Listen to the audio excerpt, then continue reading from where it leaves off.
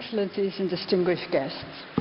Last year, when I addressed the United Nations General Assembly as a representative of the newly established government of Myanmar, I reaffirmed our faith and confidence in the purposes and principles of the Charter of the United Nations.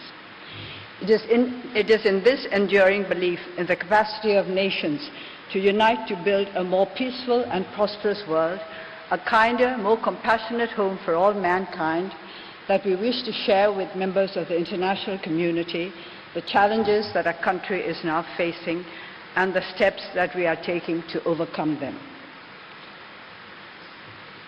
This year, as I shall not be able to travel to New York for the diplomatic briefing,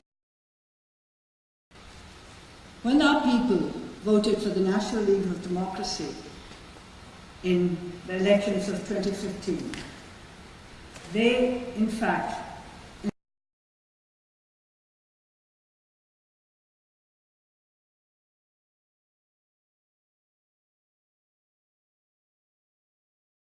peace and stability and development.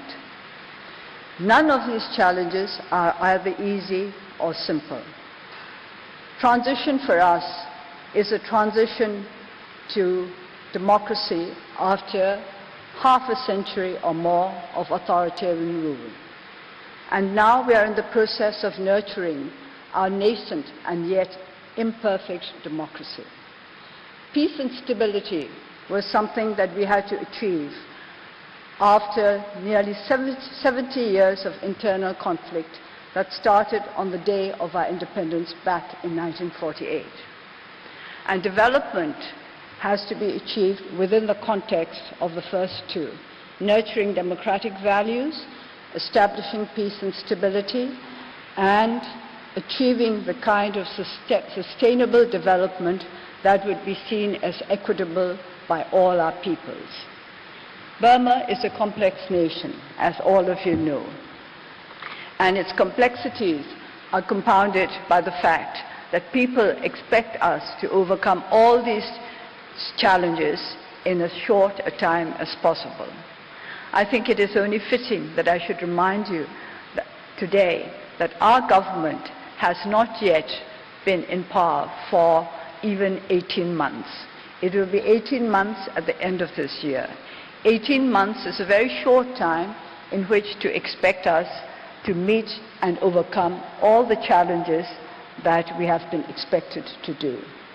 This does not mean that we are not ready to go on with our task of overcoming these challenges. Because I believe in the community of nations, I am prepared to share with all our friends who wish us well and who understand our problems and sympathize with us what we have been doing to achieve democratic transition, peace and stability, and development. I'm aware of the fact that the world's attention is focused on the situation in Rakhine State. And as I said at the General Assembly last year, as a responsible member of the community of nations, Myanmar does not fear international scrutiny, and we are committed to a sustainable solution that would lead to peace, stability, and development for all communities within that state. I then went on last year to give a brief outline of our plans to achieve this end.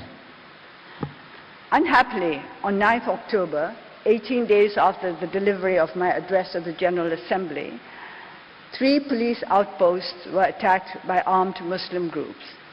There were further attacks on 11th October and 12th November, and these clashes resulted in loss of lives, injuries, burning of villages, and the displacement of peoples in the affected areas. Many Muslims fled to Bangladesh. Since then, the government has been making every effort to restore peace and stability and to promote harmony between the Muslim and Rakhine communities. Even before these outbreaks took place, we had established a central committee for rule of law and development in the Rakhine and invited Dr. Kofi Annan to lead a commission that would help us to resolve the long-standing problems of that state. But In spite of all these efforts, we were not able to prevent the conflicts from taking place. Still, throughout the last year, we have continued with our program of development and the establishment of peace and harmony. After several months of seemingly quiet and peace, on the 25th of August, 30 police outposts, as well as the regimental headquarters in Downdanza village, were attacked by armed groups. Consequent to these attacks, the government declared the Arakan Rohingya Salvation Army and its supporters responsible for acts of terrorism as a terrorist group in accordance with the Counter-Terrorism Law, Section 6, Subsection 5. There has been much concern around the world with regard to the situation in Rakhine. It is not the intention of the Myanmar government to apportion blame or to abnegate responsibility. We condemn all human rights violations and unlawful violence. We are committed to the restoration of peace, stability, and rule of law throughout the state. The security forces have been instructed to adhere strictly to the code of conduct in carrying out security operations, to exercise all due restraint, and to take full measures to avoid collateral damage and the harming of innocent civilians. Human rights violations and all other acts that impair stability and harmony and undermine the rule of law will be addressed in accordance with strict norms of justice. We feel deeply for the suffering of all the people who have been caught up in the conflict. Those who have had to flee their homes are many, not just Muslims and Rakhines, but also small minority groups such as the Daina, Maro, Tep, Maramaji, and Hindus, of whose presence most of the world is totally unaware. Humanitarian assistance was provided to displaced communities by a team led by the Minister of Social Welfare, Relief and Resettlement from 27th August onwards. Details of humanitarian programs, assistance programs will be made available to all our guests in due course. The final report of the Advisory Commission on Rakhine State, chaired by Dr. Kofi Annan, was made public on 25th August. In fact, the very day on which the last round of attacks took place. We are determined to implement the recommendations of those of the Commission, those recommendations that will bring speedy improvement to the situation within a short frame of time will be given priority. Other recommendations we will have to take time over, but every single recommendation that will benefit peace and harmony and development in the Rakhine State will be implemented within the shortest time possible. The government is working to restore the situation to normalcy. Since the 5th of September, there have been no armed clashes and there have been no clearance operations. Nevertheless, we are concerned to hear that numbers of Muslims are fleeing across the border to Bangladesh.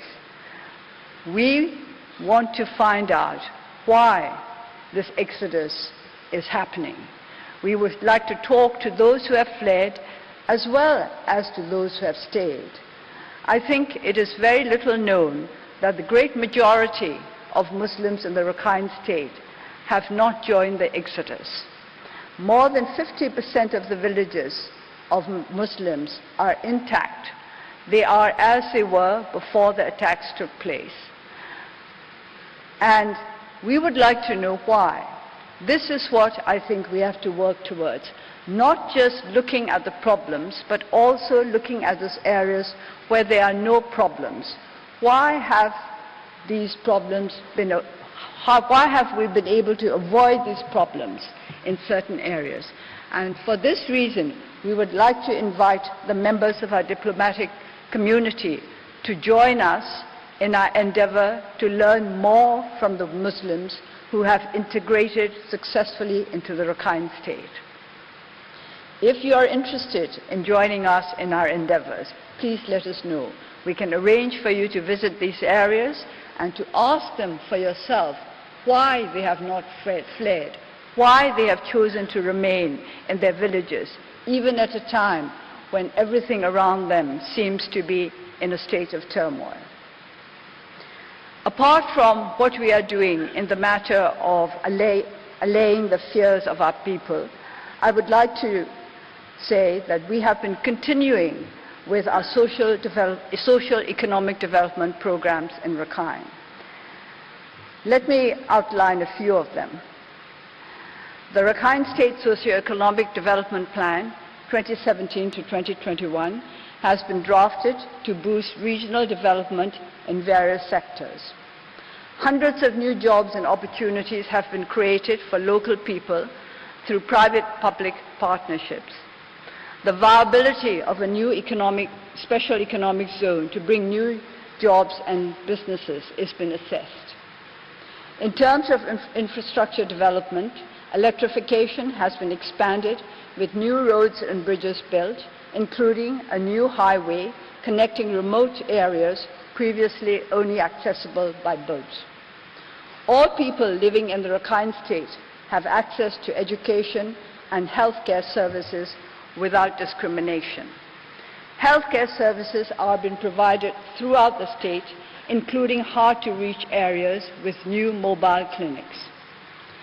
The government has upgraded 300 schools in Rakhine.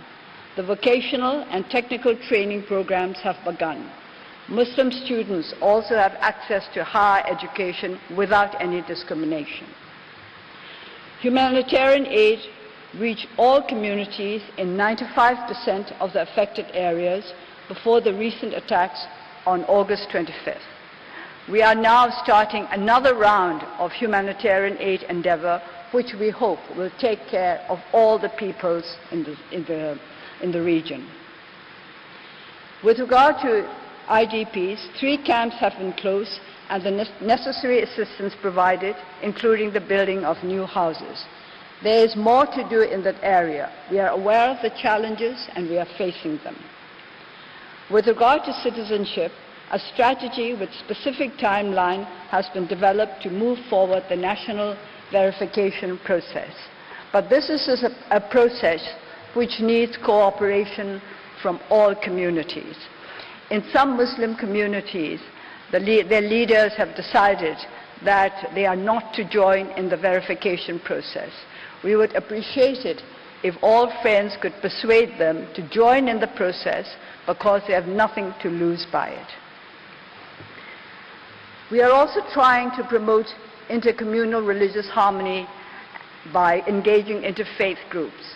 A new curriculum is to be introduced in schools with a focus on moral, civic ideas and peace and stability. A new FM radio channel has been set up to provide information on, among others, healthcare, national verification process, and education to all communities. It broadcasts in Rakhine, Bengali, and Myanmar languages.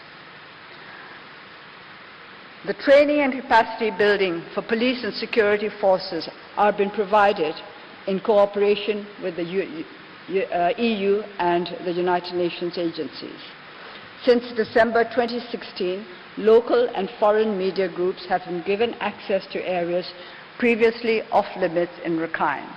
Even after the outbreaks on the 25th August, we arranged for several media groups to visit the afflicted areas. The government is working hard to enhance existing relations with Bangladesh. The Minister of State for Foreign Affairs and the National Security Advisor visited Bangladesh in January and July of this year. We were also hoping for a visit from the Home Minister of Bangladesh, but it had to be postponed for reasons I think, other commitments on the part of the Minister. But we will welcome him at any time that he is able to come, and we hope to take forward the arrangements with regard to the security of the border, which we are trying to implement together.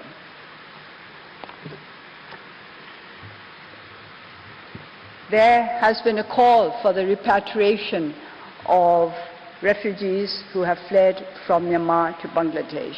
We are prepared to start the verification process at any time. A verification process was set up as early as 1993, and based on the principles to which both countries agreed at this time, we can continue with the verification of those refugees who wish to return to Myanmar.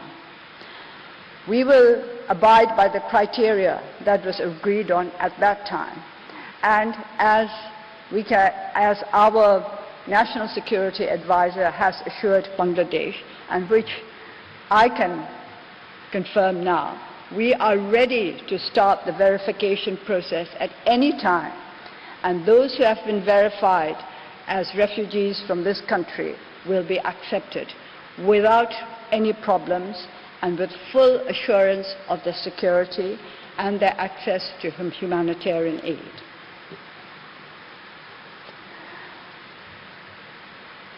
I understand that many of our friends throughout the world are concerned by reports of villages being burned and of hordes of refugees fleeing.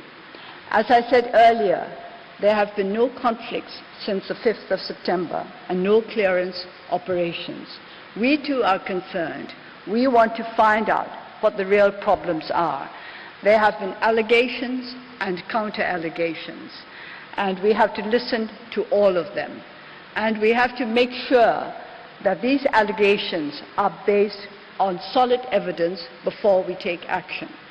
Action will be taken against all peoples, regardless of their religion, race, or political position, who go against the laws of the land and who violate human rights as accepted by our international community. We have never been soft on human rights in this country. Our government has emerged as a body committed to the defense of human rights, not of any particular community's rights, but of the rights of all human beings within the borders of our country.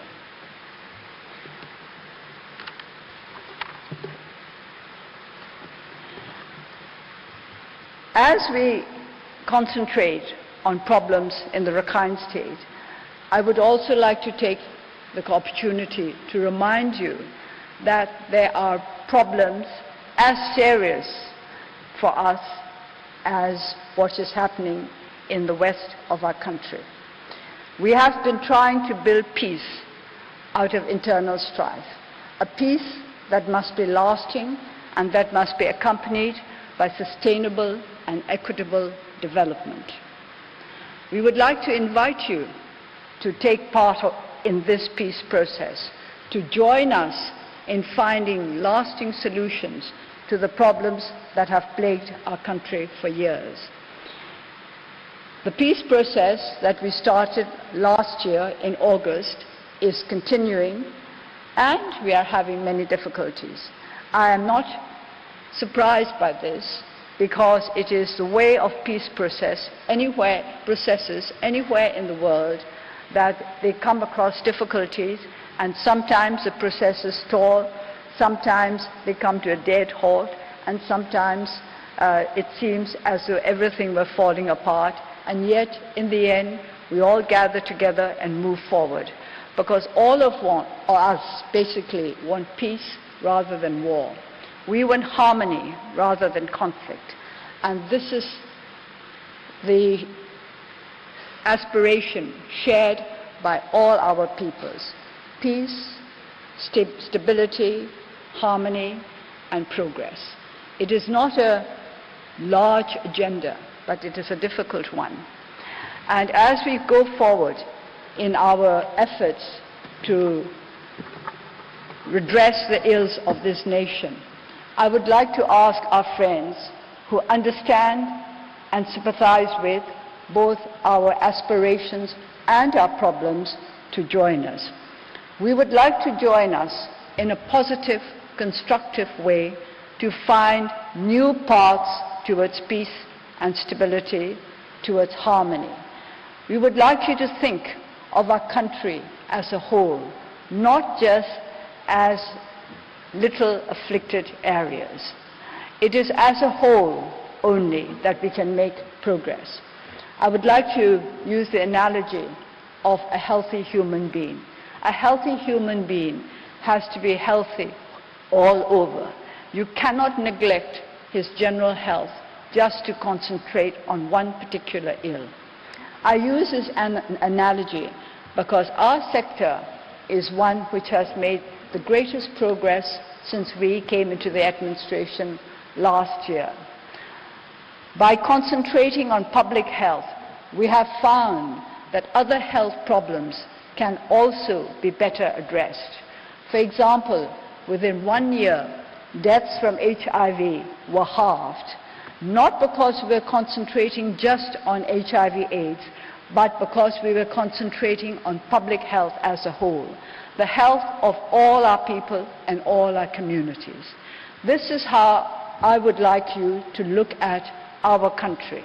We are a young and fragile democracy facing many problems, but we have to cope with them all at the same time in the way that we have to cope with all our health problems at the same time.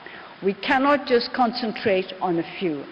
I would like you to join us in finding new ways, new answers, more constructive, more positive, more innovative, and possibly more daring. If we cannot resolve our problems quickly, it does not mean that we are never going to be able to resolve them. It just means that the suffering of our peoples is extended. We would like to bring an end to the sufferings of our peoples as quickly as possible. We would like to make our country a nation within whose borders everybody can live in security and in prosperity. This is a large order. This is a big ambition, but it is not one impossible to fulfill. We all have to join together. I accept that the real responsibility lies with us, the people of this country. All the people of Myanmar, from the government to each and every single individual within this country, has a responsibility for the development and the progress of this country. But we would like our friends to join us in our great endeavor. This is certainly a big endeavor, an ambitious endeavor, a determination to build out of a country beset by many problems, a state that is healthy, that is strong, that can look forward to a secure future. It is sad that in meeting our diplomatic community, I am obliged to focus just on a very few of our problems when there are so many which I think we could resolve together. That is why I'm opening the door to all of you who wish to join us in our endeavors. We invite you to join us, to talk to us, to discuss with us, to go with us to the troubled areas where we can guarantee security for you, because we don't want the added problems of anything happening to any of you. And we would like you to join us there, see for yourself what is happening, and think for yourself, what can we do to remove these problems? And also, I want you to take special care to study the peaceful areas. How have they managed to keep the peace? How have they managed to preserve harmony? Why are they not at each other's throats in these particular areas? This is the answer that we need. It is not just a matter of removing ills, but also of promoting what is positive. We have to remove the negative and increase the positive. And we would like to do that together with all of you. As you are probably aware, our Minister for Resettlement and Rehabilitation is leading our humanitarian assistance program. We are very happy that the international community of the Red Cross is joining us in this, and we would welcome others who would like to aid us in our endeavors. Many have already committed to help us by donating generously in cash as well as in kind. And we will make sure that everything that they give towards the promotion of peace and harmony in the Rakhine is used in the best possible way to benefit all communities. We don't want Myanmar to be a nation divided by religious beliefs or ethnicity or political ideology. We all have the right to our diverse identities, and we all have the right to strive to fulfill our lives in the ways in which we believe are right. But we also have to work together because we belong to one nation. And as we belong to one nation, we also belong to this world. It is for this reason that we place great importance on the role of the United Nations as an assembly of nations which was created to promote peace and harmony, to ensure that our world should not ever again in future fall into the suffering that we all experienced during the Second World War.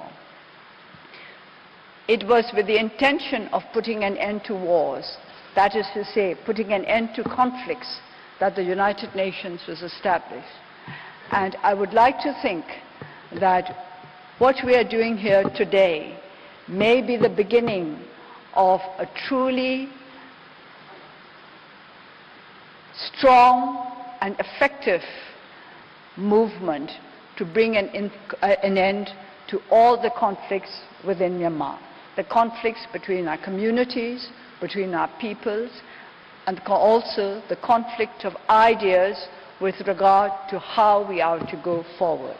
But conflicts of ideas can be sorted out, can be removed through discussion and dialogue and through open-minded and the generosity and courage that enables us to see other people's point of view. And I would also like to say the generosity and courage that would enable other people to see our point of view as well. It is by cooperating only that our world can go forward. By attacking each other, either in words or with weapons or even with emotions, will not help us. Hate and fear are the main scourges of our world. All conflict arise either out of hate or out of fear. It is only by removing the sources of hate and fear that we shall be able to remove conflict from our country and from our world. As you know, there are many allegations and counter-allegations. I have not gone into any of them because it is not my purpose to promote and encourage conflict, whether of ideas or of arms, but to try to promote harmony and understanding. I hope you will understand us and join us in our endeavor. As I said earlier, this is a diplomatic briefing. This was intended to keep the members of our diplomatic community, the representatives of our friends from all over the world, in touch with what we are trying to do. But in some ways, it is more than just a diplomatic briefing. It is a friendly appeal to all those who wish Myanmar well, a friendly appeal to help us to achieve the ends that I think you would agree are desirable, not just for this particular country, but for countries all over the world. Thank you.